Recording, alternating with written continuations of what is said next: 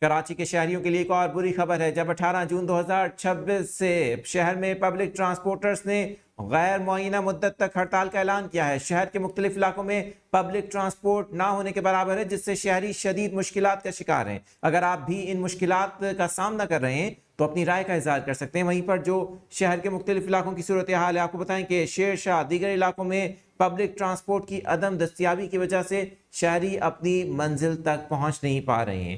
Public transporters کی جانب سے یہ جو ہڑتال کی گئی ہے یہ غیر معینہ مدت تک ہے اور مطالبات کی منظوری نہ ہونے تک یہ ہڑتال جاری رکھنے کا اعلان کیا گیا ہے۔ اصل مسئلہ جرمانوں کا تھا۔ پبلک ٹرانسپورٹرز کا یہ الزام ہے کہ جب تک یہ جرمانے جو ہم پر عائد کیے جا رہے ہیں، جو بسز کو روکا جا رہا ہے ٹریفک پولیس کی جانب سے، یہ سلسلہ نہیں تھمتا، اور اس حوالے سے ٹریفک پولیس اور پبلک ٹرانسپورٹرز کے ساتھ ہونے والے مذاکرات بھی ناکام رہے، جس کے بعد آج سے ہڑتال شروع کر دی گئی ہے، جس کے باعث شہر کے مختلف علاقوں میں بس اڈوں پر پبلک بسز نہ ہونے سے شہری اس وقت شدید اذیت کا شکار ہیں۔ اس حوالے سے آپ کن مشکلات کا شکار کر رہے ہیں اور کون سے ایسے علاقے ہیں جہاں پر پبلک بسز نہ ہونے سے شہریوں کو زیادہ مشکلات کا سامنا کرنا پڑ رہا ہے، آپ اپنی رائے کا اظہار بھی کر سکتے ہیں۔